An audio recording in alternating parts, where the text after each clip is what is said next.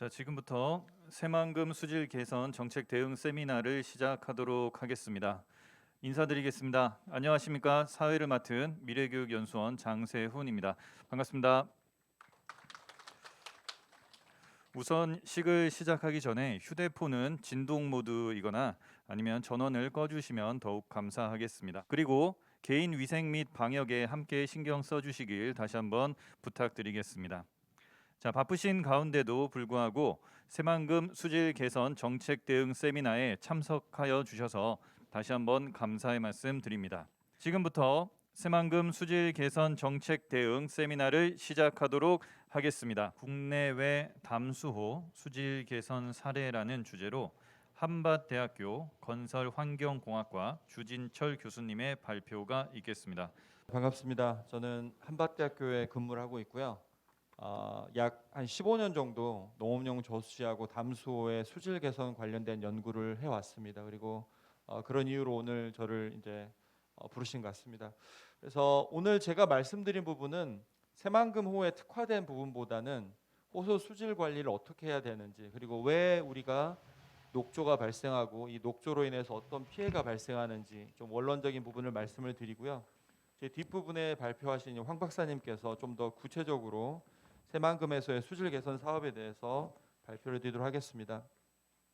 저는 이 농업용 저수지, 상류에 있는 농업용 저수지하고 또 담수호, 하류에 있는 담수호에서 수질 관리 부분에 대해서 오랜 연구를 해왔고요. 거기에 대해서 제 경험을 말씀드리도록 하겠습니다. 먼저 우리가 환경이 지금 많이 바뀌고 있습니다. 이제 새만금도 역시 마찬가지고요. 왜 그러냐면은 기후 변화가 이제 가속화되고 있어서 당연히 이제 지구 표면의 온도도 오르고 있지만은 극한 강우가 오고 있거나 극한 가뭄이 됩니다. 그래서 저희가 하천이나 호수에서 앞으로의 수자원 확보는 갈수록 더 어려워지고 있습니다. 그래서 비가 올 때 많이 오거나 비가 안 올 때 장기간 가뭄이 되는 게 지속이 되고 있고요. 그리고 또 우리가 다양한 오염원들이 계속 지속적으로 발생을 하고 있습니다. 그래서 환경부하고 또 농림부에서 다양한 오염원 사업을 하고 있음에도 불구하고 오염원의 유입부하는 계속 늘어나고 있어요. 그리고 또 하천에서도 그리고 농업용 저수지나 보호 등을 통해서 다양한 횡단 구조물 때문에 체류 시간도 늘어나고 그러다 보니까 많은 오염된 물들이 농업용 저수지나 또는 담수호로 유입이 되고 있습니다. 새만금도 마찬가지겠고요. 그래서 이와 같이 이렇게 매년 저희가 6월에서 8월 사이에 심지어 지금은 3월 달에도 조류가 피는 경우가 있습니다. 그래서 이렇게 조류가 피게 되면 잘 아시다시피 신경계 독소 물질들이 많이 나오고 있습니다. 그래서 신경계 독소는 우리 인류에게도 해가 되지만 인류 이외에 다른 하천에 있는 수용체, 호수에 있는 수용체에게도 좋지 않은 영향을 미치고 있습니다. 그래서 이거는 이제 제가 직접 찍은 사진이고요. 그래서 사대강에 이제 보가 있는 건 다 아실 테고요. 그래서 보가 생기기 전에는 사실은 이제 이렇게 조류가 많이 발생하지 않았습니다. 보가 생기고 난 후에 이렇게 조류띠가 이렇게 많이 목격이 되었습니다. 그래서 대부분의 이 조류는 이와 같이 이제 보 근처에 상류 500에서 101km 내부에서 이렇게 조류가 발생을 합니다. 그래서 이러한 조류들이 어떤 애들인가 하고 분석을 해봤더니 대부분 블루 그린 LG라 그래서요. 우리가 알고 있는 남조류가 되겠습니다. 그래서 남조류는 독성 물질을 갖고 있는 아주 좋지 않은 애들이 되겠습니다. 그래서 이 남조류는 어떤 물을 선호하느냐? 물이 천천히 흘러가거나 아니면 물이 오랫동안 거기에 체류하거나 바람이 거의 안 불어요. 그리고 또 거기에서 물이 상류하고 층상에 이렇게 섞이지 않는 교란이 없는 물들을 굉장히 좋아합니다. 그래서 반대로 얘기하면 남조류가 안 피게 하려면은 유속을 좀 빠르게 하거나 체류 시간을 줄이거나 아니면은 강하게 바람이나 아니면은 물리적 교란을 통해서 조류의 발생을 억제할 수가 있겠습니다. 그래서 이렇게 조류가 발생을 하면 우리가 보통 이제 녹조라고 합니다. 이렇게 이그 그린 타이드라고 하는데 바다에서는 이제 적조라고 하고요. 그래서 녹조가 발생을 했을 때 뭐 남조류 외에 규조류 또는 일부 녹조류는 괜찮습니다만 특히 남조류는 이런 마이크로세스나 아나베나 또 오슬라토리아 이런 애들인데요. 이런 문제를 일으킵니다. 표면에 이렇게 스컴을 형성하고요. 또 냄새하고 냄새를 유발하겠습니다. 그리고 또 이러한 독성 물질이 나오겠습니다. 그래서 이 남조류가 성장을 하게 되면은 우리가 수처리하는데도 돈이 많이 들고요. 또 이러한 그 시각적으로 좋지 않고 또 수생태계가 파괴가 되겠습니다.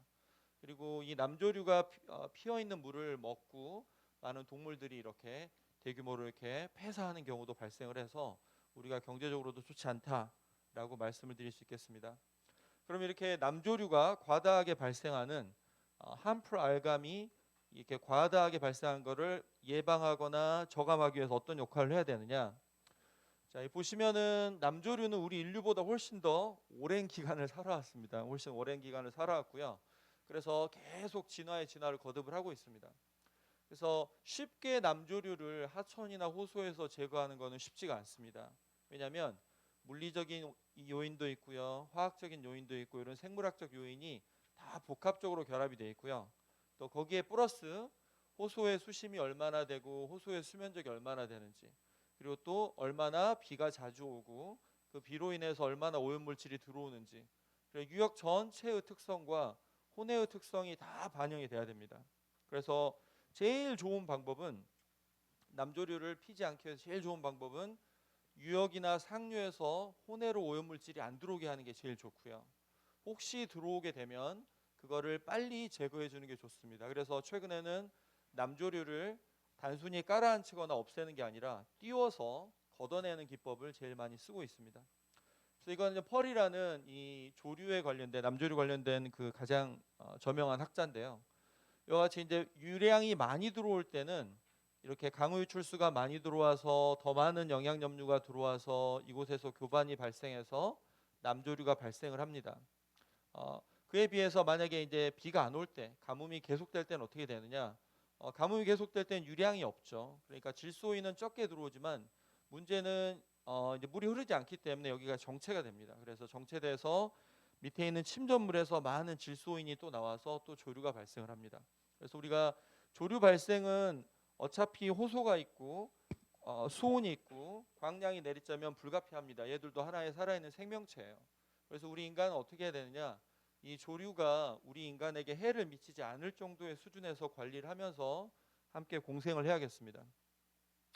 그래서 이게 4대강을 이제 저희가 이제 다른 박사님들과 같이 연구를 해봤더니 계절별로 봄부터 이제 12월까지 조사를 해봤더니 각각의 하천별로도 조류가 피는 시기가 다르고요. 또 피었을 때 다른 종으로 이렇게 바뀌는 천이라고 있습니다. 이렇게 천이 되는 시기가 다른데 하나의 공통점을 하나 발견한 게 6월부터 8월까지는 요 남조류가 제일 많이 피더라. 그리고 또 얘들 때문에 항상 매스컴에 나오고 문제가 되는 겁니다. 그래서 어떤 사람들은 물어봐요. 아니 1년 내내 중에 6월하고 8월 잠깐 피는데 그때만 처리해 주면 되는 거 아니냐? 네, 그때만 처리해 주면 된다고 생각할 수 있지만 이때 가장 크게 사실은 수생태계에 영향을 미치고 또 수질에 영향을 미칩니다. 그리고 또 이때 깔아앉았던 많은 물질들과 영양염류들이 내년에 또 이렇게 남조류를 유발해서 매년 같은 패턴이 발생한다고 보시면 되겠습니다. 그래서 저희가 또 수질과 또 계절과 그리고 또 공간별로 이렇게 다 조사를 해봤더니 자 이게 저희가 이게 맨 밖에 있는 게 이제 12개월이 되겠습니다. 그래서 1월달에 겨울에는 인이 많이 들어있는 물이 들어옵니다. 그래서 봄철에 한때 조류가 좀 피고요. 그런 다음에 좀 잠잠했다가 여름에는 이제 질소가 좀 많은 물이 들어오고요. 이때는 이제 3월부터 5월까지는 좀 가뭄이 됩니다. 그 이후에 6월달에 비가 왔을 때 굉장히 또 영양염류가 많이 들어와서 또 한 번 6월에서 8월 사이에 조류가 많이 발생을 합니다. 그래서 이런 식의 패턴을 계속 그려가는데 이게 호수별로 다르고 하천별로 다르다 그런 말씀이 되겠습니다. 그럼 어떻게 해야 되느냐? 왜 문제만 제기하느냐? 자, 그래서 많은 학자들이 이 조류를 억제하기 위해서, 그러니까 조류가 과다하게 성장하니 녹조를 막기 위해서 연구를 해봤더니 한 4가지 정도 인자를 뽑을 수 있었어요. 제일 중요한 겁니다. 그래서 수온, 물이 차가우면 얘들이 안 자라더라. 햇빛이 없으면 얘들이 안 자라더라. 얘들도 물 속에 있는 식물이니까요. 땅에 풀이 피듯이 얘들이 물에서 자라는 겁니다. 그다음에 체류 시간이 짧으면 얘들이 빨리 흘러가 버리니까 눈에 안 보이더라. 그리고 영양물질이 좀 적게 들어가면 되더라. 이런 얘기가 되겠습니다. 그래서 우리 인간이 할 수 있는 거는 수온을 조절할 수는 없습니다. 이 많은 수체에 수온을 낮출 수도 없고요. 햇빛을 여기에 천을 막아서 할 수도 없습니다. 불가능하죠. 그래서 우리가 할 수 있는 게 물이 빨리 흘러가게 하자. 그리고 밖에서 들어오는 영양 물질을 좀 줄여보자라는 얘기가 되겠습니다. 그래서 체류 시간을 줄이고 밖에서 들어오는 영양 물질들이 들어오지 않게끔 하자라는 게 우리 인간이 할 수 있는 방법이 되겠습니다. 그래서 이렇게 열심히 해봤더니 외국에서도 이런 부영양화가 많은 문제가 생깁니다. 그래서 해봤더니 질소하고 인의 유입을 좀 막아봤더니 그래도 피더라 이겁니다. 약 227개의 호소를 가지고 조사를 해봤더니 영양물질을 막았는데도 그래도 조류가 폈어요. 그래서 봤더니 내부에서 영양물질들이 계속 올라와서 침전물에서 나와서 이렇게 됐다고 합니다. 그래서 학자들이 이제 주장하기는 야 그러면 하나만 가지고 안 돼. 그러면 상류에서는 물을 많이 흘려주고 그리고 또 상류에서 오염물질이 안 들어오게 하고 그리고 일단 들어오면은 여기에서 계속 교반을 시켜야 됩니다. 믹싱이 일어나게 돼야 되죠. 그래야지 남조류가 서식하는 환경에 좋지 않은 환경이 되겠죠. 그리고 또 이 안에 식물도 식재하고요. 또 초음파도 하고 또 이제 주기적으로 준설도 해주고요. 그리고 또 이렇게 화학적 응집제도 넣어주고 또 위에서 들어온 하천에서는 습지도 설치해주자. 그래서 이런 거를 종합적으로 해야만 남조류를 억제할 수 있지 어느 하나만 한다고 해서 되는 게 아니라는 거죠. 그래서 이렇게 종합적인 대책들을 제시를 하고 있습니다. 그래서 우리나라도 이에 맞게 종합적인 대책들을 제시를 하고 있습니다. 이거는 이제 중국의 호소들이 되겠습니다. 그래서 우리나라만 이렇게 호소에 부영향을 겪는 게 아니고요. 전 세계에 있는 모든 담수호는 부영향을 겪습니다. 그래서 보시면 이게 조류의 종들인데 이 조류의 종들의 가장 큰 영향을 미치는 것은 영양물질이 되겠습니다. 그래서 상류에서 농민들이 질소나 인비료를 쓰시거나 아니면 토양에서 질소인이 섞여 내려오거나 아니면 축산 분뇨에서 질소인이 들어왔을 때 가장 이렇게 호소 내에서 부영양화를 유발한다고 보시면 되겠습니다. 그래서 이렇게 습지를 이렇게 만들어서 이렇게 갔다가 이렇게 하천으로 갔더니 호소로 갔더니 조금 덜 발생하더라 이런 이야기가 되겠습니다. 그래서 우리가 상류에서도 오염물질을 제거해야 되지만 조류가 발생하지 않게 하거나 조류를 발생을 감소시키기 위해서 또 폈을 때 어떻게 제거하는지가 이렇게 정리를 할 수가 있겠습니다. 물리적으로 하는 방법이 있고요. 화학적으로 하는 방법이 있고 생물학적으로 하는 방법이 있습니다. 하지만 이 방법들은 규모가 작은 수체에는 적용이 되지만 담수호나 새만금처럼 큰 호수에서는 불가능합니다. 간에 기별도 안 가는 얘기가 되겠습니다. 그래서 이런 식으로 수체 물을 포기를 시키거나 아니면은 버블을 쏴주거나 습지를 통과하거나 그리고 또 대청호에서도 매년 하고 있습니다. 저도 매년 가서 연구를 하고 있는데 조류 제거선이 되겠습니다. 이 배를 띄워서 합니다. 얘 배가 지나가고 나면 그 부분 잠시 조류가 없어지는데 다시 또 옵니다. 조류들이. 그래서 이 배세대 띄워서 열심히 하는데 그 다음 나가면 또 파래져 있습니다. 녹조가 펴 있어요. 그래서 굉장히 이 장치형으로 제거하기엔 한계가 있다라고 말씀을 드릴 수 있겠습니다. 그래서 이 장치형으로 제거하시는 업체들이 많이 있습니다. 그래서 이렇게 심층에 폭기한 업체도 있고 초음파를 쏘는 업체도 있고 또 밀도리로 이렇게 물이 들어가서 이렇게 나오는 확산 장치도 있고 가압 부상을 통해서 얘가 이동하면서 밑에서 버블을 쏴줘서 위에서 이렇게 녹조를 걷어내는 업체도 있습니다. 그리고 화학적으로도 이와 같이 응집제를 넣어주는 업체들이 있습니다. 포슬락이라고 호주의 업체인데 우리나라에서 몇 개 좀 팔아먹다가 지금은 못 하고 있어요. 너무 비용이 비싸서. 그리고 수자공사가 제일 많이 하는 게 황토를 뿌리거나 지금은 이제 팩이라고 응집제가 있는데 그거를 넣으려고 하고 있습니다. 그 외에 다른 이런 방법이 있고요. 이 업체도 저랑 같이 일을 해봤는데 이거는 이제 조류가 먹게 되면 조류의 기낭이 이렇게 불어요. 우리 이게 폐가 있듯이 조류에도 폐가 있습니다. 그래서 기낭이 불고 늘고 해가지고 위로 갔다 아래로 갔다 하는 운동을 하는데 조류의 기낭이 부풀어서 위로 올라와서 위에서 자동으로 제거하는 기법이 되겠습니다. 그래서 이런 화학적 물질들을 이용해서 할 수도 있고요. 생물학적으로는 조류를 먹는 섭식 조류를 키우자. 동물성 플랑크톤이 대표적이겠죠. 그리고 식생을 심고 인공식물 섬을 또 이것도 이제 살조 미생물이라고 해서 조류를 죽이는 미생물이 되겠습니다. 킬러를 파견하는 겁니다. 그리고 또 이거는 어패류, 폐류를 이용해서 조류를 먹어보자 이런 건데 이것도 다 한계가 있는 기법이 되겠습니다. 그리고 또 그래서 최근에는 이렇게 다양한 결합되어 있는 공법들이 나옵니다. 물리적, 화학적, 생물학적이 결합되어 있는 이런 기법들이 나오는데 아까도 말씀드렸듯이 이런 거는 새만금에 띄우면은 간에 기별도 안 간다라고 말씀을 드릴 수 있겠습니다. 그래서 이렇게 각각의 기법들에 대해서 이거는 저희 연구진들이 만든 거고요. 언제 적용할지 어떤 유속에 써야 될지 다 이렇게 정리를 해놨습니다. 다 정리를 해놨는데 그리고 또 현장에 어떤 거를 적용할지 그리고 또 한번 적용하면 얼마나 효과가 지속될지 다 정리를 해봤더니 그나마 제일 쓸만한 게 이런 거였습니다. 그 수체를 계속 순환하는 기법 또는 조류를 제거하는 배를 띄워서 하는 게 그나마 제일 현장에서 쓸만하고 효과가 지속되는 것을 저희 연구진들이 확인할 수 있었습니다.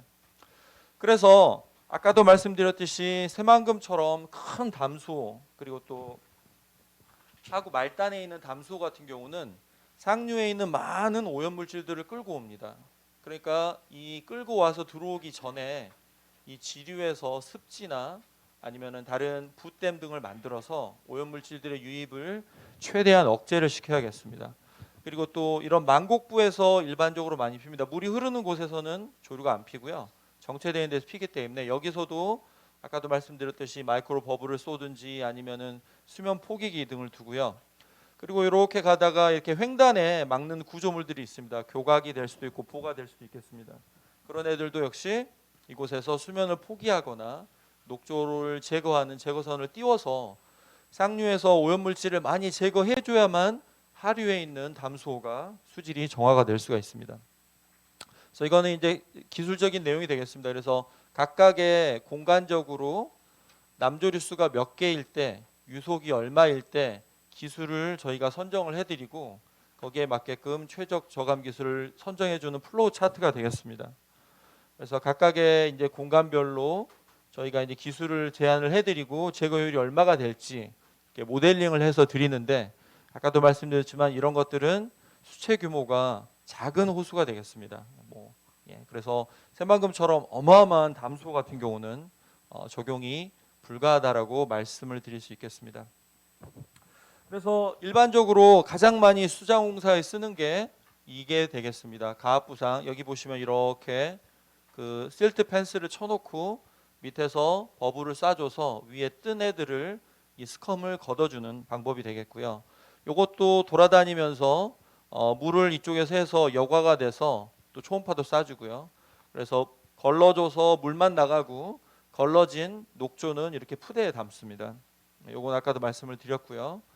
그래서 이거는 이제 응집제를 쓰는 기법이 되겠습니다. 요거 현장에 하는데 제가 다 가서 수질도 검사를 해드리고 연구를 했습니다.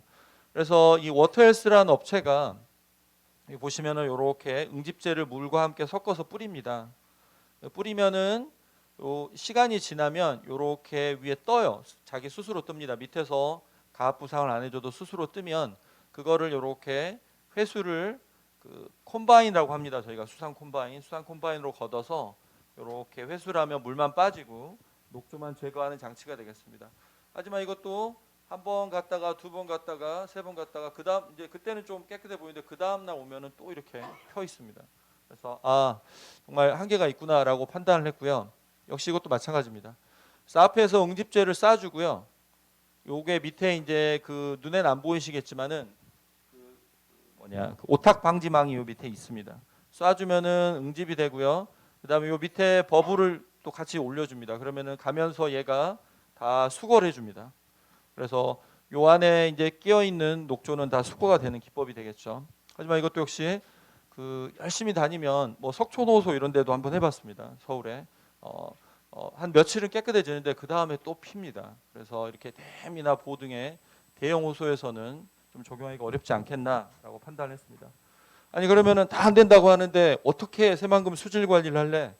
지금부터 말씀을 드리겠습니다. 새만금 같이 말단에 있는 담수호 같은 경우는 상류에서 들어오는 오염원을 제거를 하지 않으면은 수질 관리가 불가능합니다. 맨 뒤에서는 아무리 열심히 해봐야 앞에 있는 위에서 들어오는 오염물질의 제거를 해주지 않으면 불가능합니다. 그래서 이 오염원 관리가 가장 급하고요. 이 오염원 관리를 위해서는 법과 제도 그리고 또 주민들의 협조가 필요합니다. 그래서 함부로 축산 분뇨도 버리지 않고요. 또 함부로 농약도 살포하지 않고요. 주민들이 거버넌스로 비정오염 관리 대책을 같이 따라줘야만 오염물질이 안 들어옵니다. 그럼 일단은 버려진 오염물질은 어떻게 할래? 자, 강우가 오면은 이렇게 따라서 이렇게 호소로 들어옵니다. 이 호소로 들어오기 전에 각각의 단계에서 최대한 호소로 안 들어오게 막아줘야 됩니다. 그러려면은 다양한 시설물들이 필요하겠죠. 그래서 다양한 시설물들을 두고 호소로 유입이 안 되게, 호소로는 오염물질은 들어오지 않고 물만 유입되게 최대한 노력을 해야 됩니다. 그래서 있는 게 이 상류 유역 대책으로는 하수 처리장을 추가적으로 만드는 기법이 필요하고요. 그래서 하수 처리장을 고도화해서 아까 시장님께서 말씀하신 대로 인을 제거를 해야겠습니다. 그리고 또 하천이나 지류에서 들어온 유입수도 바로 들어오지 않고 습지나 이런 것 등 또는 그 부댐을 둬서 거기에 일부 체류를 한 후에 들어오게 해야 되겠죠. 그리고 상류에 있는 토지를 엄격히 규제해야 됩니다. 오염원을 발생하거나 오염원을 유발하는 시설물들은 들어오지 않게 하는 기법 등이 반드시 선행이 돼야 됩니다. 이게 없이 밑에서만 죽어라고 수질 관리를 한다고 해서 수질 관리가 되지가 않습니다. 그래서 유역 대책에 쓸 수 있는 게 이와 같이 상류에서 오염물질이 들어오지 않게끔 부댐이나 침강지, 저류지 등을 만들어주고요. 또 대부분 이런 것들 후에는 항상 습지를 거쳐서 옵니다. 습지를 거쳐서 오는데 습지가 모든 것의 해답이 될 수는 없습니다. 다음은 그래서 이렇게 보시면 들어오기 전에 이렇게 이제 습지를 거쳐서 들어오거나 식생 수로를 거치거나 침강지를 거쳐서 일부 오염물질은 깔아앉고 오염물질이 조금 정화가 된 후에 이렇게 유입이 되게 하는 게 이런 대규모 담수호에서는 적용이 가능할 것으로 판단이 되고요. 그리고 저희가 이제 침강지는 온라인 침강지, 오프라인이 있습니다. 그래서 하천 내에 있는 게 온라인이 되겠고요. 벗어나 있는 게 이제 오프라인이 되겠습니다. 그래서 이렇게 침강지를 두어서 그곳에서 최대한 수질을 수질을 개선한 후에 그리고 담수호로 유입되게 하는 게 효과적인 기법이 되겠습니다. 자, 이게 이제 위에 상류에서 대책이 되겠고요. 지금부터는 이제 그러면 혼해에서는 어떻게 할 거냐? 혼해에서는 지속적인 폭기가 필요합니다. 그래서 물이 정체되지 않고 계속 혼합이 돼야 된다는 거죠. 계속 혼합이 되고 또 일부 정체 구간에서는 역시 물을 순환하기 위한 다양한 장치 등이 필요합니다. 그리고 주기적으로 준설도 필요합니다. 사람들이 이제 준설에 대해서 많이 간과를 하는데 준설대에 있는 토사에서 많은 오염물질들이 용출이 돼서 나오고 있습니다. 그리고 6월에서 8월 사이에 조류가 많이 필 때는 조류를 걷어줘야 됩니다.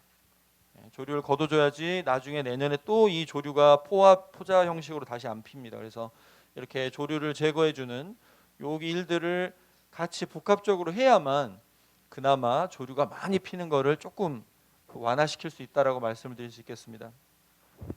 그래서 이 대규모 담수호에 적용 가능한 이런 많은 장치형 시설들이 있는데요. 사실은 저희가 해봤습니다만 이 장치 자체에서는 효율이 좋은데 깨끗한 물이 들어가도 호소 전체의 수질을 개선하는 데는 많은 한계가 있었습니다. 그래서 저희가 간호로나 아니면은 간호로하고 저희가 성문호에 가서 이런 장치들을 가지고 실험을 해봤을 때 이 장치에서 나오는 물은 수질이 좋아집니다. 근데 다시 넣었을 때 성문호 전체, 간호로 전체의 수질이 좋아지느냐? 그렇진 않습니다. 굉장히 작은 양이라고 생각하시면 되겠습니다. 많이 처리하면 하루에 2만 톤 정도 되겠습니다. 수체의 구매는 뭐 500만 톤 이렇게 넘는데 불가능하죠, 그게. 그래서 어떻게 해야 되느냐? 우리가 자연을 활용을 해야겠습니다. 우리 인간이 할 수가 없으니까. 그래서 이렇게 습지 또는 다양한 수질 정화 저류지 또는 습지 또는 식생 수로 등을 통해서 최대한 이렇게 오염물질들을 저감을 한 후에 수체의 본체로 들어오게끔 이렇게 해야 되겠습니다. 그래서 화성호에 적용된 사례고요. 대부분의 간척지가 그렇듯이 상류에서 오염물질도 들어오지만 간척지 내부에 있는 이런 간척지 내부의 개발지에서 또는 그 농지에서 많은 물질이 들어옵니다. 그때마다 다 습지를 거쳐서 들어오게 해야만 이렇게 일부 오염물질이 제거되고 들어올 수 있겠습니다. 그래서 습지로 들어가고 나왔을 때를 보시면 나왔을 때 조금 더 떨어져서 나오죠. 이거는 또 올라가서 나오는데요. 예, 올라가서 나오는 경우도 있습니다. 비가 올 때는 그렇습니다. 그래서 간호로의 사례를 말씀을 드리면 간호로에서 많은 교훈을 새만금에 얻을 수 있을 거라 판단이 됩니다. 그래서 유역 대책이 이렇게 돼 있고요. 혼외 대책이 있습니다. 그래서 아까 말씀드린 대로 유역에서는 축산이나 비점에서 영양물질이나 유기물들이 안 들어오게 해야 된다. 그래서 하수처리장도 고도화하고 가축 분뇨도 공공처리장에 설치를 하고요. 처리를 하고요. 비점 오염물질도 제거를 해야 되고요. 자, 그러면 유역에서 최선을 다했어. 그럼 혼외에서 어떻게 할래? 혼외에서도 들어오는 물을 일단은 습지나 침강지에서 깔아앉히고요. 주기적으로 준설도 하고요. 조류가 발생하면 무조건 가서 제거를 해줘야 됩니다. 이렇게 해서 최대한 이렇게 사업을 했을 때 그나마 조류가 조금 피는 발생하는 횟수가 줄고요. 농도가 낮아진다고 말씀을 드릴 수 있겠습니다. 예. 그 다음에 이제 유역 대책으로 구체적으로 말씀을 드리면 이렇게 점오염원과 비점오염원을 각각 처리를 하는데 새만금도 잘 아시겠지만 일단은 새만금 자체가 동진강과 만경강에 들어오는 유량 자체가 좀 부족합니다. 사실 유량이 많이 들어오면 좋은데 유량 자체가 많이 모자라니까 오염원 저감에 굉장히 포커스를 맞춰야 됩니다. 그래서 생활하수가 처리 안 된 것들은 들어오면 절대 안 되고요. 그리고 하수 처리장도 고도화를 해야 됩니다. 그래서 총인 처리소를 통해서 인을 낮춰서 보내야 되겠고요. 그리고 새만금 유역의 가장 큰 문제인 사실은 가축 분뇨에 대해서 훨씬 많은 투자가 필요하다고 말씀드릴 수 있겠습니다. 그리고 혼내에서도 아까 말씀드린 대로 하천수도 습지를 거쳐서 들어오고요. 농업용 용수가 농업용수에서 이용이 되고 다시 리턴 플로우가 생깁니다. 재용에서 오는데 그 재용에서 오는 것도 습지를 거쳐서 오게끔 이렇게 해야 되겠습니다. 그리고 내부에 오염물질도 제거를 하고요. 그리고 조류가 피면 조류를 제거선을 동원해서 빨리빨리 수거를 해주고 제거를 해줘야겠습니다. 그리고 물이 정체되지 않게 해줘야 될 것으로 판단이 됩니다. 그래서 이렇게 전체적으로 굉장히 많은 사업을 합니다. 습지도 만들고 하수처리장도 고도화하고 침강지도 만들고 그리고 혼내에서도 다양한 사업을 이따 제가 마지막으로 하나 보여드릴게요. 이렇게 사업을 해야만 그나마 조류가 많이 피던 거를 조류를 조금 적게 필 수 있습니다. 그래서 이게 이제 일반적으로 이거는 이제 저희가 이제 그 이용경영 끝나고 다시 평가할 때 다시 제안한 과제가 되겠습니다. 그래서 보시면 간호로 같은데 이렇게 들어오는 지천에 다 앞부분에 다 이렇게 도심을 통해서 들어오는 것들은 총인 처리소를 설치를 하고요. 그리고 또 대부분 들어오기 전에 침강지를 거쳐서 유입을 하게 합니다. 그리고 이렇게 이 간호로 내부에 있는 이제 지금 농지에서 들어오는 리턴 플로우도 다 습지를 이렇게 거쳐서 들어오게 하고요. 그리고 또 내부에서는 인공식물섬도 만들고 수상태양광도 만들고 다양한 또 수처리 시설 함께 둡니다. 그래서 요게 이제 호내 주변이 되겠고요. 호외에서는 아까도 말씀드렸듯이 제일 중요한 게 하수처리장 신설하고 고도화하고 그리고 또 다양한 이런 오염물질들이 들어오지 않게 법과 제도를 정비하고 또 액션을 취해야만 호내 관리가 수질 관리가 가능하다라고 말씀드릴 수 있겠습니다. 그래서 요거는 이제 저희가 이제 최근에 하나 이제 검증했던 기법이 되겠습니다. 그래서 이거는 다른 기법 대비 자연형과 이런 인공형이 좀 복합되어 있는 기법이 되겠습니다. 그래서 보시면 여기서 하상 요과수처럼 이렇게 이 접촉 산화조를 통해서 물이 들어가면 여기서 정화가 돼서 이쪽에서 물을 다시 이렇게 공급하는 기법이 되겠습니다. 그래서 펌프만 있으면 되고요. 여기에 이제 조금 물이 잘 투과가 되는 광물 접촉제를 두면 들어오면서 일부 흡착과 분해가 돼서 굉장히 수질이 개선되는 기법이 되겠습니다. 그래서 돈도 많이 안 들고요. 그래서 이게 이제 서울시 마곡의 서울식물원에서 썼던 기법이 되겠는데요. 이런 식으로 만들어서 요 안에 이제 들어 있습니다. 그래서 자체적으로 들어가서 정화가 돼서 나오는 기법이 되겠습니다. 이렇게 이제 만들었고요. 여기에 보이시죠? 만들어 가지고 이제 자연적으로 이쪽으로 물이 들어가서 처리된 물이 이렇게 다시 이렇게 나오게 되겠습니다. 이것도 기존의 식생수로 대비 좀 더 보강이 되겠습니다. 기존의 식생수로는 이제 식생 정화에만 의존을 했는데 그 접촉제 광물을 좀 담체를 좀 더 이렇게 고도화시키는 기법이 되겠습니다. 그리고 또 여기에 또 흡착제도 넣을 수가 있고요. 이런 식으로 적용을 하고요. 응집 부상도 과거에는 단순히 응집제하고만 넣고 이제 부상을 시켰는데 요새는 이렇게 이제 지하에 매립이 돼서 처리를 해서 이제 이렇게 물을 자동으로 공급하는 기법이 되겠습니다. 그래서 이런 기법들을 도용을 할 수가 있겠습니다. 제가 준비한 부분 여기까지가 되겠습니다. 감사합니다. 네, 감사합니다. 네, 다양한 현황과 사례들을 잘 말씀해 주셔서 다시 한번 감사의 말씀 드리겠습니다. 자, 다음은 새만금 수질 개선 발전 방향이라는 주제로 한국물관리정책연구소 황대호 소장님의 발표가 있겠습니다. 네, 반갑습니다. 예. 반갑습니다. 한국물관리정책연구소 황대호입니다. 저는 그 새만금 수질 개선 발전 방향이라고 하는 주제에서 조금 이제 세부적인 것보다도 제가 새만금 업무를 한 20년 정도 지금 하고 있는데요. 어떻게 이제 수질 개선에 대해서 그 어떤 정책적 제안이라든가 뭐 이런 쪽을 중심으로 해서 좀 말씀드리고 싶습니다. 그래서 순서는 이제 토지 이용 계획과 목표 수질, 수질 개선 대책, 발전 방향에 대한 제안 이런 식으로 지금 할 거고요. 발표 시간이 제가 30분으로 제한이 되어 있기 때문에 많은 자료 부분들은 이제 그 책자를 좀 참고를 해주시고 제가 생각하기에 중요하다고 되는 부분들을 위주로 말씀드리겠습니다. 새만금 하게 되면은 우리가 이제 빠지지 않는 부분이 토지 이용 계획하고 목표 수질이 되겠습니다. 그래서 사실은 이제 토지 이용 계획하고 목표 수질이 서로 이제 밀접하게 연관이 되어 있는데 지금까지 이제 정부에서 그 채택했던 토지 이용 계획은 크게 이제 다섯 번이 있었고요. 그리고 올해 12월 달에 이제 한 번 더 계획이 이제 확정이 될 겁니다. 그래서 최초 이제 계획은 이거였었죠. 91년도에 처음에 이제 계획이 되고 이게 이제 2001년도에 처음으로 새만금 수질 개선 대책을 마련할 때까지도 요 안이 들어갑니다. 그래서 이제 그때는 100% 농수산 중심으로 해서 개발이 됐었고 그래서 새만금호는 당연히 농업용수를 공급해 줄 목적으로 담수화를 만들기로 했습니다. 그리고 농업용수 목표 수질인 4등급을 전제를 했었습니다. 그러다가 이제 07년 4월 달에 조금 이제 토지 이용 계획에서 변경이 생깁니다.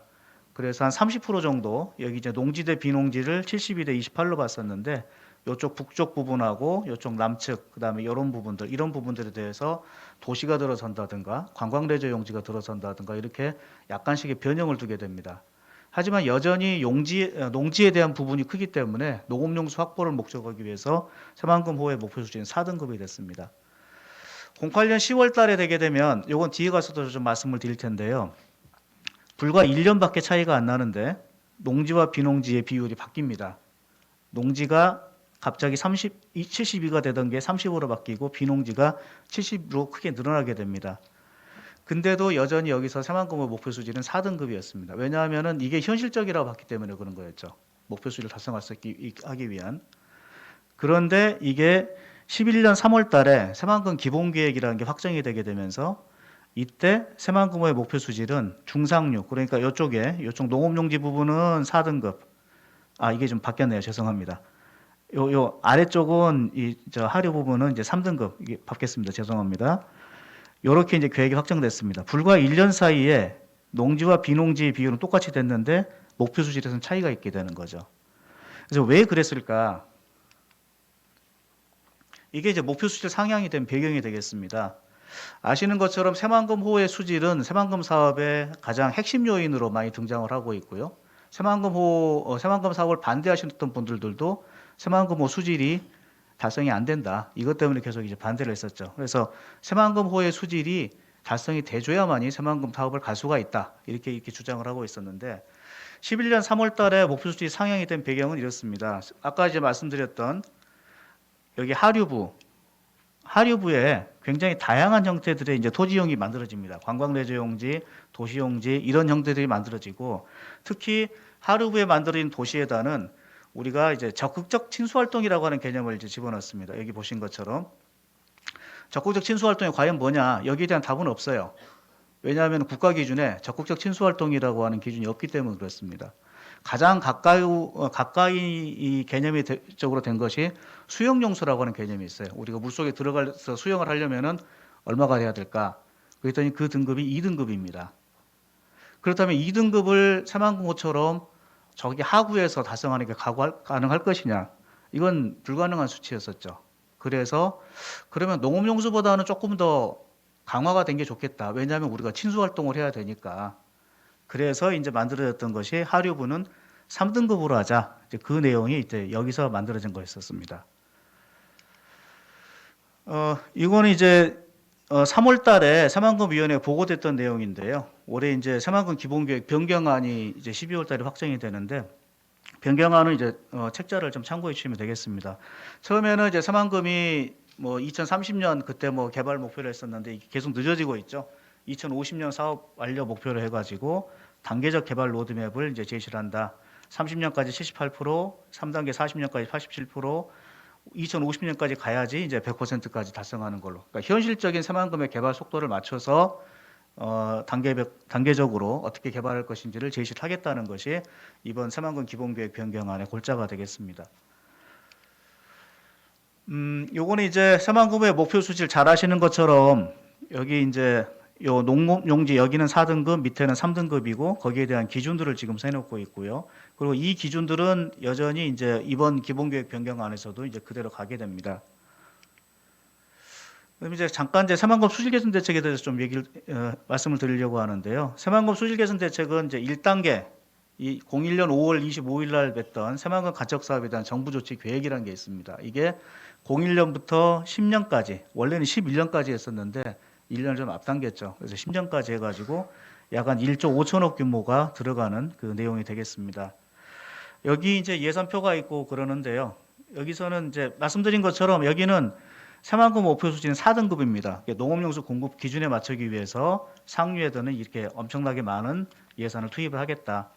81.4%가 들어가는 건데 사실은 이게 맞았어요. 이게 아까 이제 주인철 교수님 말씀하신 것처럼 하구 담수호의 목표 수지를 발생하려면 가장 1차적으로 해야 될 것이 상류 쪽에서 들어오는 오염원을 막아주는 게 가장 급선무입니다. 근데 01년 당시에 이제 전라북도의 하수도 보급률이 40%밖에 되지 않았습니다.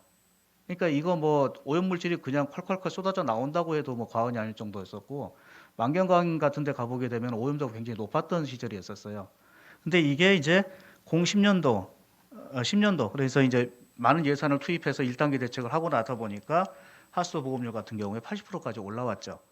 당시에 전국 평균 하수도 보급률이 10년도에 70%였었습니다. 전라북도는 그거의 절반 수준밖에 되지 않았었어요. 그래서 아무튼 환경기초시설 확충이라든가 이런 이제 수질관리 기반을 어떻게 구축할 것인지 이게 01년도 대책에서 이제 중점을 뒀던 부분입니다. 세부적인 내용은 참고를 해주시고요. 그래서 이제 그 10년도에 그 대책이 끝나고 나서 2단계 대책을 마련하게 되는데 기본 방향은 이렇습니다. 뭐 이렇게 이제 대책들이 나오는데 원칙은 이거였었죠. 목표 수질 달성될 수 있을 때까지 예측할 때까지 현재 수질 관리 상태를 유지한다. 그러니까 배수관문을 통해서 해수를 유통시키겠다. 그다음에 담수호는 2020년을 목표로 추진하되 15년 상반기까지 필요시 추가 대책을 발굴하겠다. 여기에 맞춰서 이제 2단계 대책이 추진이 됩니다. 그래서 세부적인 내용들은 약 45개 대책, 나중에 중간평가해 가지고 3개 대책이 들어왔는데 48개 대책에 약 3조 정도 예산이 이제 들어갔고요. 세부적인 내용은 참고를 해주시면 되겠습니다. 그래서 이제 1단계 대책하고 2단계 대책을 잠깐 좀 비교를 해보게 되면 뭐 예산 부분에서는 1조 5천억 한 3조 이렇게 좀 차이가 나고요. 토지 이용 부분에서도 많이 차이가 났죠. 1단계 대책에서는 100% 농업을 만들겠다. 2단계 대책에서는 약 한 3대 7 정도로 농업용지 비율을 확 줄어들었죠. 목표 수질 당연히 이제 크게 차이가 났습니다. 여기도 제가 중상류 4등급, 이제 하류는 3등급 이렇게 지금 됐고 주요 대책은 이런데 특징이 있습니다. 사실은 새만금 수질 개선 대책이 우리나라뿐만 아니라 세계적으로도 모범이 될 수 있는 사례가 됩니다. 왜냐하면은 하구 담수호라고 하는 그 특징에 맞춰 가지고 세계적으로 이렇게 집중된 대책을 단기간 내에 이제 쏟아부은 대책 사례들이 거의 없어요. 새만금이 이제 가장 그런 경우인데 더군다나 이제 새만금의 수질 개선을 위해서 제도적으로 지원을까지 해준 경우도 이제 굉장히 찾기가 힘들죠. 예를 들어서 지금 이제 하수처리장에서 나오는 총인의 기준이 그때는 이제 2.0이었었는데 이걸 0.2까지 강화시켜 줬었는데 이것을 제도적으로 만들어줬죠. 새만금 사업 지역에 대해서는 총인 처리 기준을 방류수 기준을 0.2까지 맞춰라.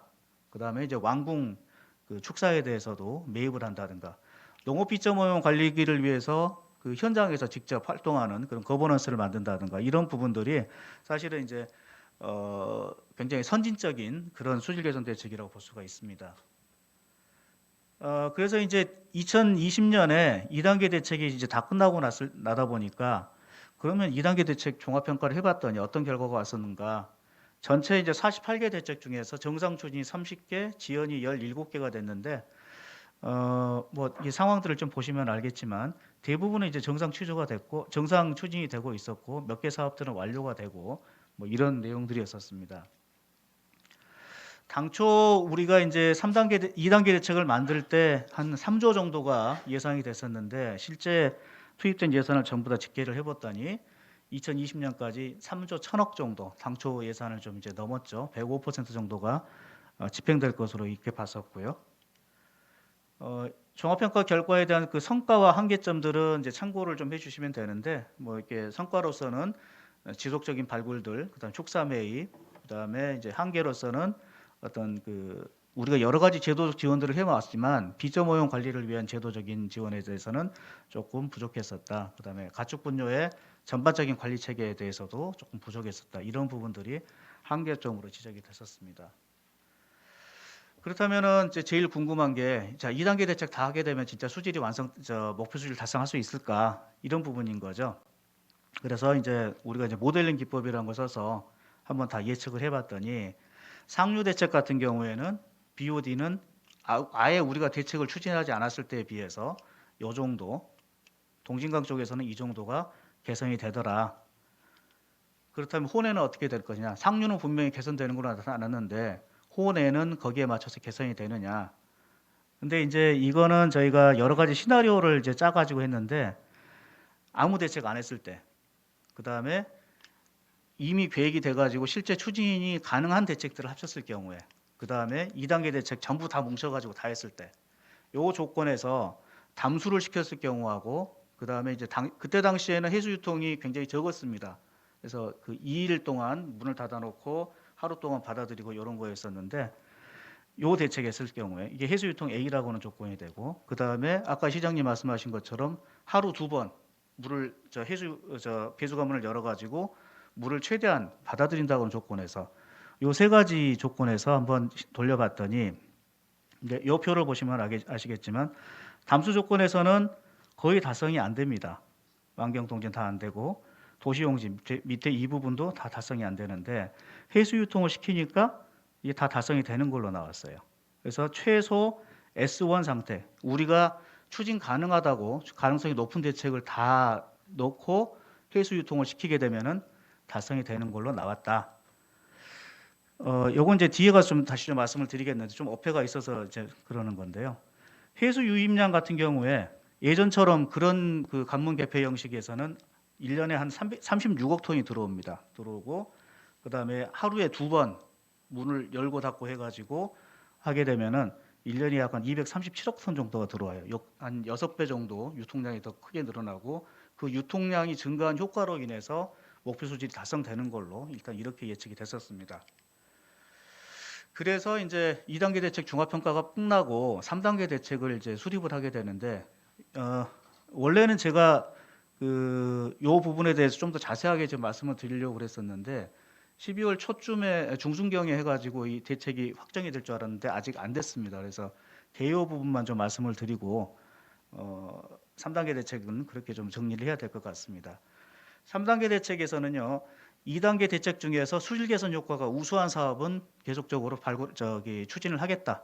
그래서 예컨대 축사를 매입해가지고 왕궁 같은 경우에는 뭐 혹시 가보셔서 아시겠지만은 왕궁에서부터 해가지고 주교제에서부터 해가지고 익산천으로 들어오는 부분이 옛날에는 엄청나게 더러웠었잖아요. 냄새도 심하게 나고. 근데 지금은 그런 냄새 안 나지 않습니까? 이런 대책들은 계속적으로 추진을 하겠다.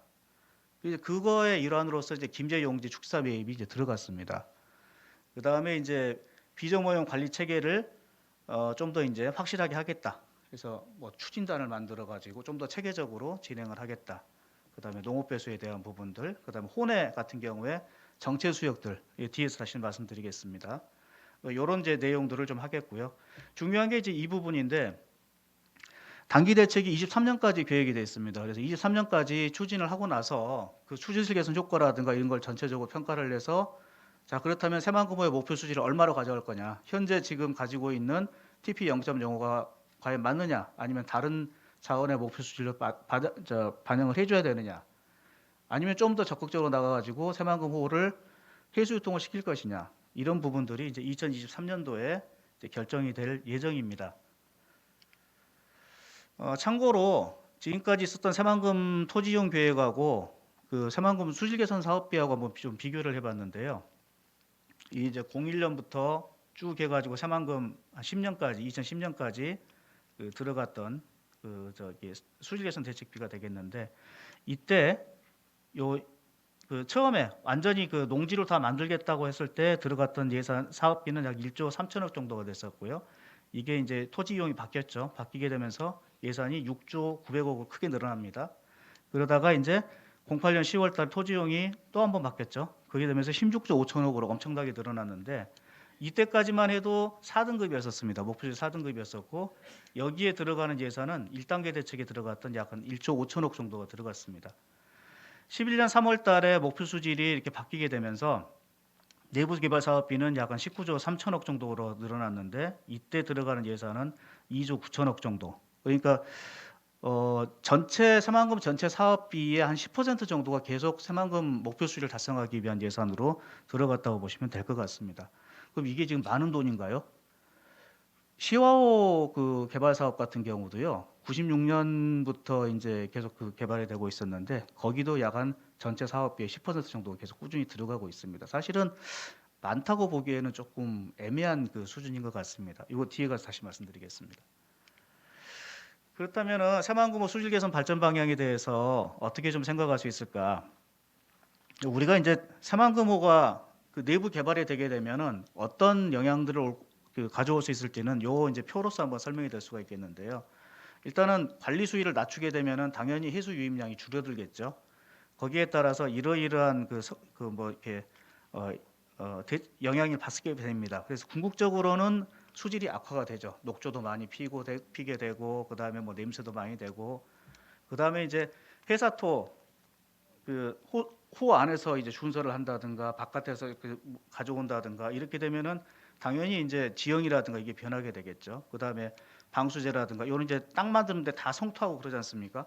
그런데 들어가게 되면은 뭐 이게 흙탕물 막 퍼지죠. 그다음에 그걸 또 이제 뭐 쓰레기가 발생하죠. 오폐수가 유입이 되고 그렇게 해가지고 최종적으로는 다 이제 수질 악화로 이제 규결이 되게 되고요.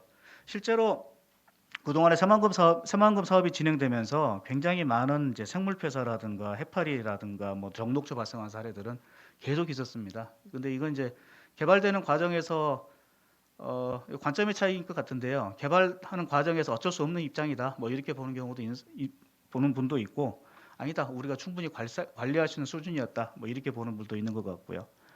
그 다음에 이제 새만금호 내부 준설토 공급 계획이 이제 2011년도에 확정이 됐었는데 이거는 이제 새만금호를 개발하는데 전체 준설토가 한 7억 톤 정도가 필요했는데 이 중에 6억 톤 정도를 이 호 안에서 공급하는 걸로 했습니다.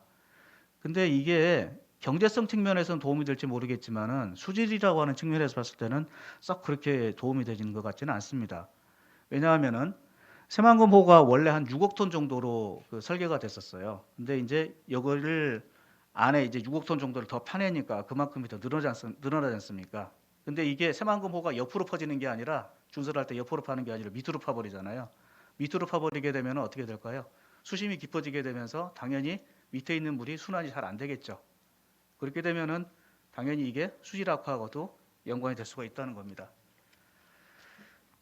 그동안 이제 물고기 폐사라든가 이거는 뭐 여러 언론이라든가 이런 걸 통해서 많이 보셨을 텐데 이거의 결국 원인은 해수 유통량이 이제 제한됐다는 거였죠. 해수가 유통되지 않음에 따라서 정체 수역이 만들어지고 그래서 이제 정체 수액이 만들어지게 되면 저층부에 있는 산소가 공급이 안 되다 보니까는 그것 때문에 물고기가 많이 죽는 사건들이 있었습니다. 새만금 상류 쪽에 김제하고 동진강 3지점에서 01년 정확하게는 이제 2000년부터 2020년까지인데요.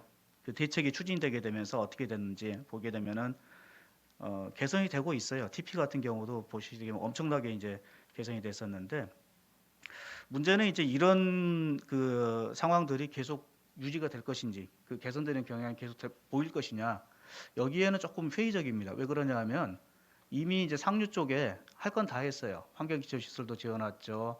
뭐 이렇게 관로도 다 깔아놨죠. 이제 남아 있는 게 B점 정도, 축산 B점이라든가 농업 B점 이쪽인데 과연 그게 새만금 수질 개선 상류 쪽의 상류의 수질 개선을 그렇게 확 가져올 정도로 그렇게 될 것이냐? 이건 조금 회의적이라고 볼 수가 있고요. 회의적이라고 해서 투자를 안 해야 된다는 얘기는 아닙니다. 근데 이런 것처럼 이것처럼 급격하게 수질이 개선되는 효과는 나타나지는 않을 거다 이렇게 보이고요. 호호 같은 경우에는 전체적인 경향은 당연히 이제 수질이 악화가 되는 걸로 나타나죠. 그래서 새만금 방조제 한번 체결되면서 한번 나빠지고 그다음에 그 관리 수위 호 안에 이제 그 방조제 쌓게 되면서 관리 수위를 낮췄죠. 그렇게 되면서 한번 나빠지고 그다음에 이제 그 어선 전복 사고가 한번 있었죠. 2014년인가요? 그래가지고 야간에 관문 개폐를 안 하다 보니까 그때 한번 나빠지고 그래서 이제 이런 식으로 해서 전체적으로 이제 나빠지는 경향을 보이고 있는데 처음에는 여기 이제 요 파란 선이 제일 그 만경대교하고 동진대교 이 지점들입니다. 처음에는 새만금호가 수질이 지점별로 이렇게 크게 격차를 보이고 있었어요. 근데 이게 시간이 지나게 되면서 점점점 그 격차가 줄어들고 있죠.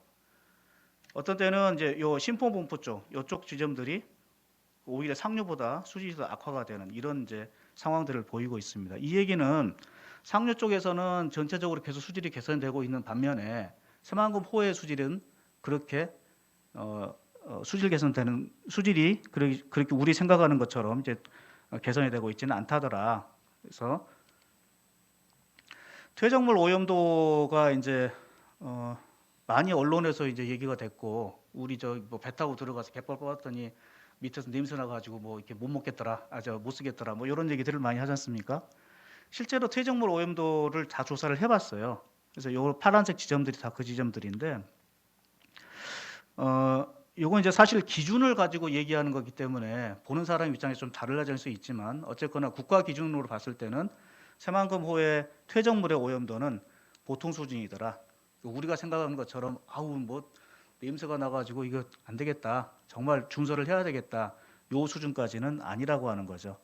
그렇다면 왜 그렇게 퇴적물에서 문제가 있다고 얘기를 하는 것일까? 이제 이런 논리 때문에 그런 거죠. 아시는 것처럼 이제 그 밑으로 깊게 파다 보게 되면 염분, 바닷물 같은 경우는 무겁잖아요. 담수보다. 그래서 이제 밑으로 가라앉게 됩니다. 그리고 위에는 상대적으로 조금 염분이 낮은 물이 이제 떠 있게 되죠. 이걸 우리가 이제 염분성층이라고 그러는데 이게 물이 순환이 되지 않고 폭기가 되지 않으면은 밑에서 바닥 쪽에서 산소가 공급이 안 되다 보니까 얘가 썩기 시작하죠.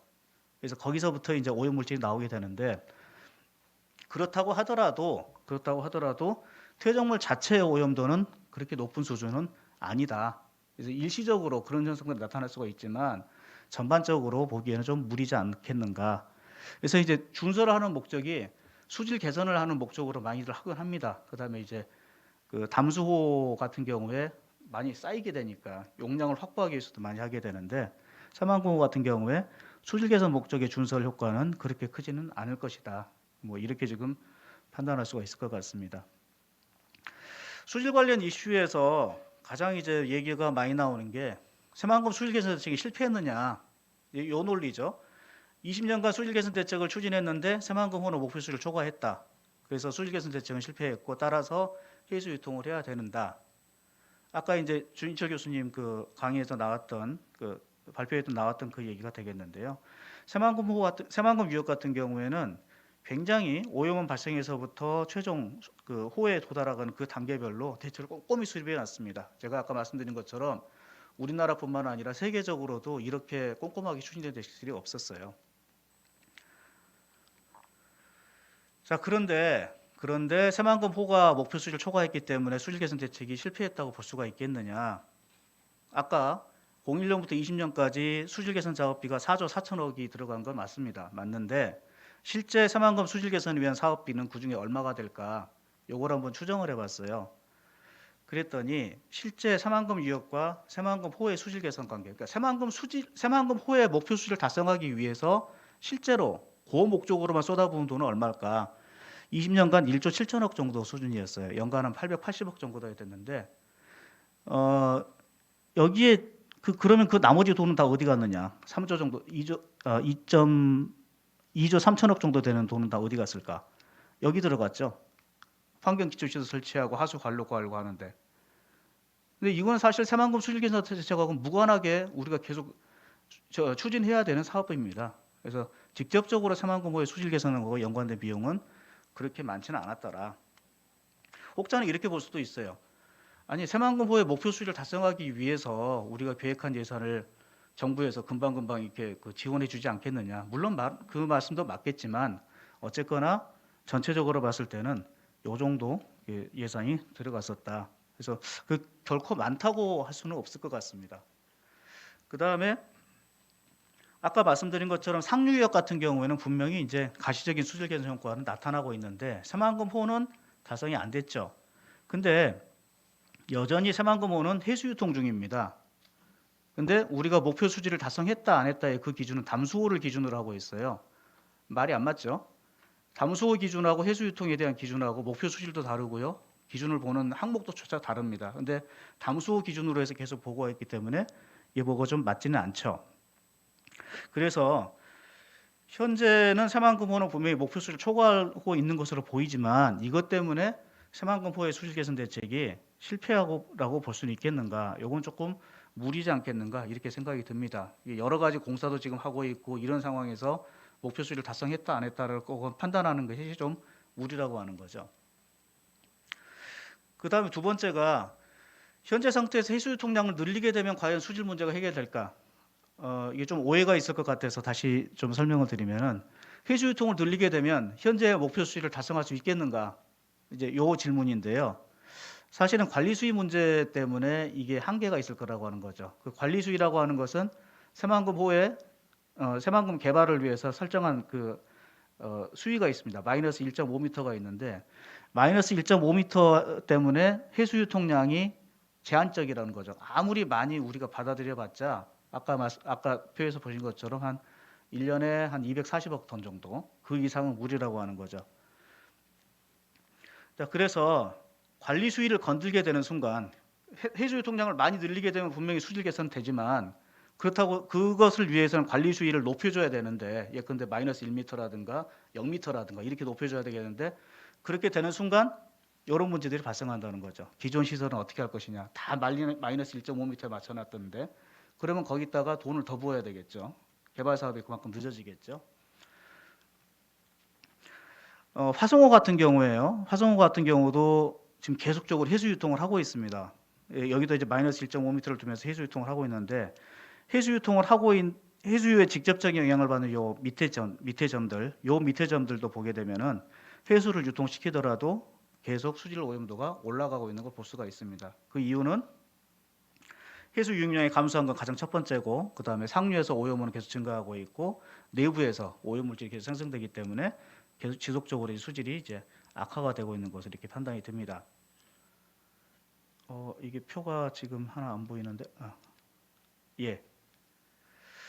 그렇다면은 실제 해수 유통량을 확대한 게 있었죠. 작년 12월 달부터 계속적으로 해수 유통량을 확대하고 있는데 요걸 보게 되면 해수 유통량을 늘리는 게 과연 수질 개선에 도움이 되는가?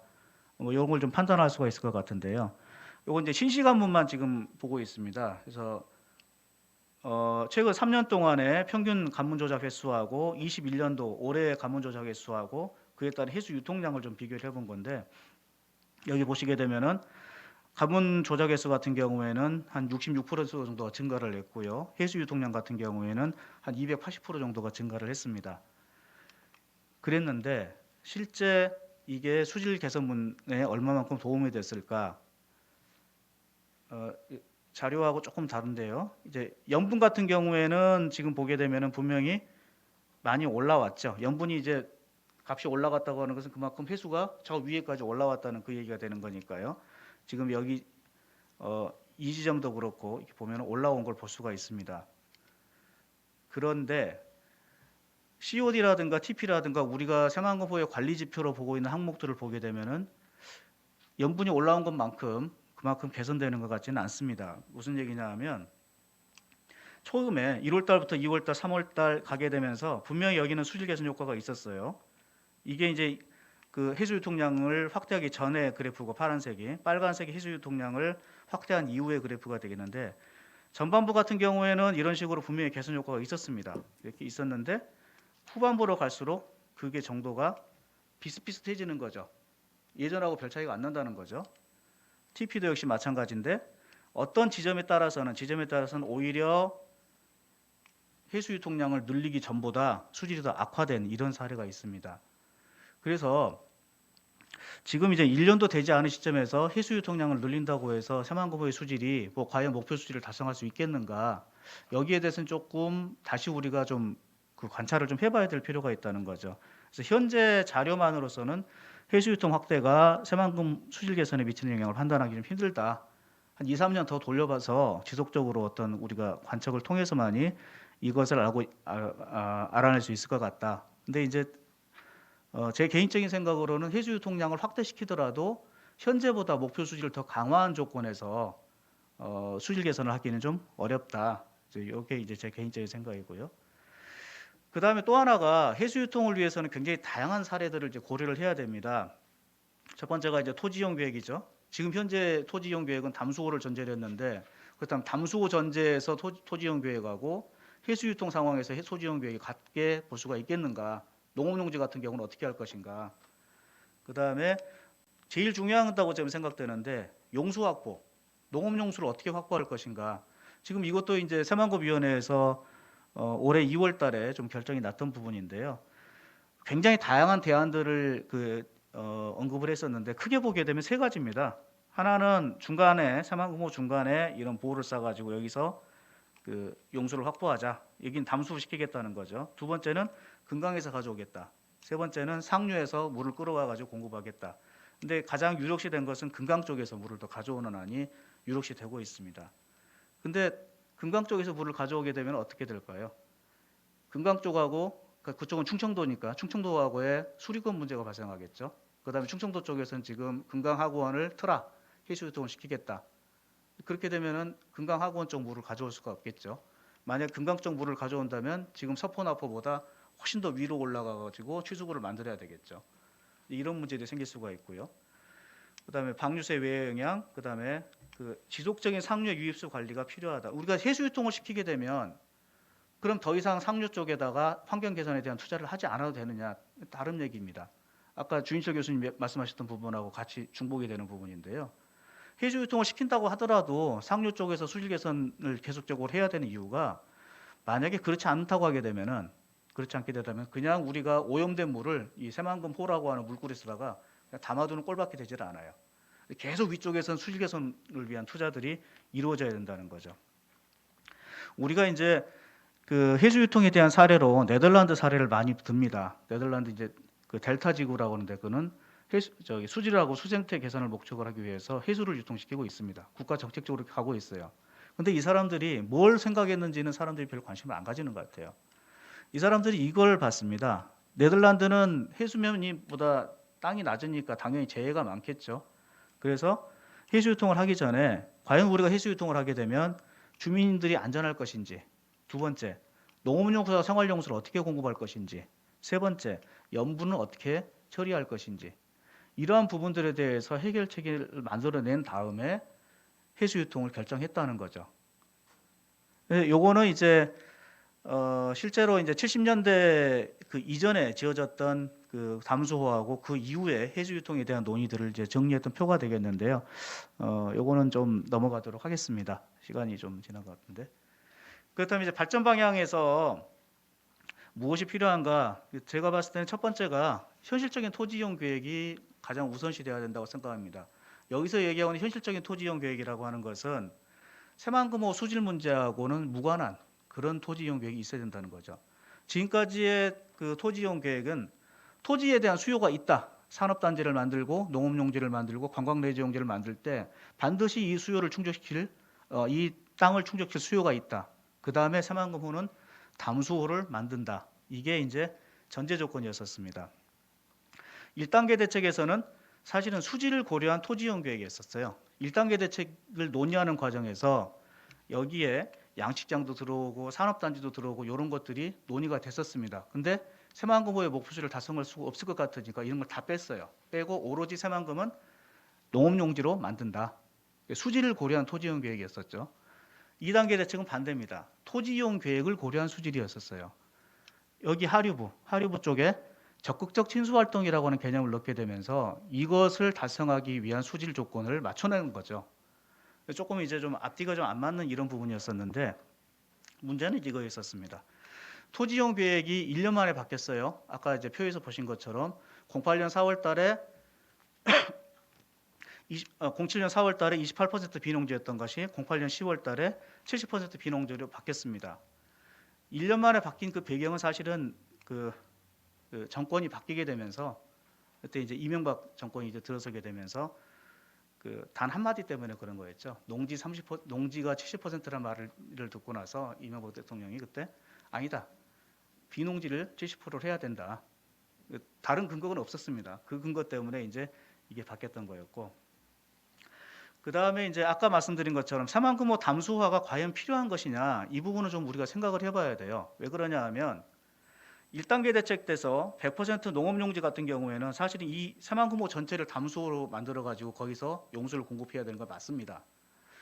그 다음에 이게 2단계 대책 당시에 농업용지가 30% 줄었죠. 줄게 되면 그에 따른 농업용수 양도 줄어들게 됩니다. 1억 한 3천만 톤 정도 줄었는데 지금 논의가 되고 있는 게 논생백용지를 논이 아니고 밭으로 만드는 이런 계획들이 또 진행이 되고 있습니다. 그렇다면 농업용수가 그만큼 더 줄어들겠죠. 1억 톤 미만으로 보이게 되는데 그렇다면 농업용수 수요량이 조정이 필요하겠죠. 그렇다면 새만금호의 전면 담수호가 과연 필요할 것이냐 이걸 이제 우리가 생각을 해봐야 될 것이고 어떤 이제 현실적인 창의적인 토지이용 계획 아까 말씀드린 것처럼 수질 논의하고는 무관한 그런 토지이용 계획이 있을 것이다. 그래서 전라북도는 여기를 빨리 개발을 해가지고 뭔가 하고 싶은데 거기에 맞는 토지이용 계획이 분명히 있을 것인데 좀 답답한 게 여전히 옛날에 했던 그런 방식들을 좀 답습해 나간다는 것이 조금 답답할 뿐이고요. 네덜란드 사례에서 좀 말씀을 드리고 싶은데 네덜란드가 이제 이렇게 생겼는데 여기 이제 북측 같은 경우에는 담수를 만들었고요. 아까 말씀드렸던 이제 해수 유통하고 있는 부분이 이 부분입니다. 근데 여기 보게 되면은 요 밑에 우스트 바더스 플라슨이라고 하는 지역이 있어요. 원래 이 지역은 농업용지도 만들고 산업단지도 만들고 그런 계획으로 만들었었습니다. 근데 이게 시간이 지나고 나서 그냥 보니까 이러이러한 문제들이 생기다 보니까 그냥 내버려 뒀어요. 물론 뭐 그냥 내버려 두지는 않았겠죠. 관리적인 차원에서 내버려 뒀겠지만 그랬더니 여기가 이렇게 변해버렸어요. 습지 조성하고 그냥 이제 자연적으로 천지가 되면서 이제 만들어졌는데 여기다 보니까는 여기가 이제 어마어마하게 경광이 좋아지게 되고 그래서 네덜란드 정부가 여기는 습지 조성하고 자연보존지구로 이제 지정을 해버렸죠. 그랬더니 유럽 최대의 인공습지가 이제 여기서 만들어지게 되면서 여기에 이제 람사르 습지로 이제 지정이 되고 연간 상당히 많은 관광객 수가 이제 오는 걸 볼 수가 있습니다. 요건 제가 2017년에 그때 갔을 때 찍었던 사진들인데요. 자, 이 그림하고 여기 이제 관광레저 용지 이 부분입니다. 뭔가 좀 비슷하지 않습니까? 그다음에 요 부분들하고 이쪽이 이제 그 유명한 아이젤미어가 되겠고요. 이 부분하고 이쪽 농업용지 부분에 있는 이 부분하고 좀 비슷하지 않나요? 저는 그렇게 생각합니다. 우리나라 그 토지이용 계획을 보게 되면 여기다 무언가를 자꾸 만들려고 그래요. 여기는 이걸 만들어야 돼요. 앞으로 우리가 이렇게 계획을 할 겁니다. 근데 사실 그렇게 되는 게 없죠. 새만금에 산업단지를 만들겠다고 해가지고 지난 몇십 년 동안 그렇게 노력했는데 사실은 입주한 갭이 몇 개나 되나요? 그래서 저는 오히려 이렇게 내버려 두는 것도 상당히 좋은 자원이 될 수가 있다고 하는 거죠. 만경강이라든가 동진강이 길 따라 쭉 가다 보게 되면 이런 것들을 우리가 흔히 볼 수가 있습니다. 대한민국에 없는 풍경들이에요. 이런 것들을 우리가 좀 활용할 수 있는 방안이 있지 않을까 이렇게 생각이 들고요. 발전 방향 쪽에서 이제 가장 큰 게 이제 모니터링 부분입니다. 이게 새만금호를 해수 유통을 시키든 담수호를 데끼든 무엇보다 필요한 게 모니터링인데 이게 좀 부족하다. 그다음에 혼외 대책. 사실 새만금호 전체를 갖다 들었다 놨다 할 수 있는 그런 대책은 없습니다. 규모가 워낙 방대하다 보니까. 그렇다면 어떻게 할 것이냐? 정체 수역 중심으로 관리를 해야 된다. 여기 이제 부안의 양지항인데요. 그 양지 수로라고 그러더라고요. 이 부분 해마다 물고기 죽는 데입니다. 정체가 되기 때문에 그러는 거죠. 이런 부분들에 대해서 관리를 어떻게 할 것이냐. 그다음에 상류 대책. 아까 말씀드린 것처럼 상류에서 지속적으로 수질이 개선되지 않으면 그냥 오염된 물을 가다 놓은 꼴밖에 되지 않는다고 그랬죠. 지속적으로 뭔가가 있어야 되겠다. 비점 오염원 중심에 대한 관리. 그다음에 하천 유지 유량. 용담댐 선진댐에서는 용담댐 같은 경우 이미 뭐 협약을 맺어놨으니까 그 물량을 확보하는 부분. 낙양보 같은 경우에는 용수 추계를 좀 개선해 가지고 하천으로 물을 더 흘려보낼 수 있는 이런 방안들. 그다음에 새만금호 본류 쪽으로 만경강호 동진강 본류 쪽으로 들어오는 이 농업 배수들을 어떻게 할 것이냐. 낙동강 유역청에서 경남에서 실제 했던 사례들인데요. 우리 지금 가보면 이런 거 흔한 모습이지 않습니까? 농업 배수로 옆에다가 뭐 이렇게 생활 하수 이제 버리고 그다음에 마을에서 오수 버리고 이런 것들이 결국 흘러서 만경강이나 동진강으로 들어가게 되는데 그 말단에 이런 식으로 이제 습지를 만들어 두는 거죠. 큰 돈 들어가지 않는데 이렇게 해가지고 농업 배수에 대한 부분을 처리할 수 있는 방안들 이런 것들이 좀 필요하지 않을까 생각되고 새만금호 수질 개선하게 되면서 외에 대한 부분이 사실은 논의가 된 적이 없었어요. 거의 되지가 않는데 문제는 고군산 군도가 새만금호 개발 계획에 포함이 돼 있다고 하는 거고 새만금호 방류수는 고군산 군도에 직접적으로 영향을 미칩니다. 실제로 그런 영향들이 나타나고 있다는 보고들이 있고요. 그렇다면은 지금까지 우리가 논외로 하고 있었던 새만금 외에 대한 부분도 고려를 해야 되겠다. 그 다음에 개발 기간 중에 목표수질 관리 방법은 별도로 마련해야 되지 않겠느냐. 왜냐하면은 새만금호의 지금 목표 수질이라든가 목표 항목이 되는 것은 담수호를 기준으로 하고 있어요. 근데 이게 해수로 되게 되면 전혀 다른 얘기가 된다는 거죠. 요거는 우리나라 지금 해양환경 기준입니다. 굉장히 많은 항목들을 넣어가지고 이런 등급들을 만들고 있는데 이거는 적어도 이런 수준에서의 어떤 지표라든가 이런 것들이 새로 개발이 돼서 적어도 새만금을 개발하는 그 기간 동안에는 요거 지표를 써서 우리가 어떤 수질 개선을 이만큼 시켜놨습니다. 이런 부분들이 언급돼야 되지 않을까 뭐 이렇게 지금 생각이 듭니다. 지금 발표 시간을 좀 초과했는데요. 이상 발표 마치겠습니다. 네, 감사합니다.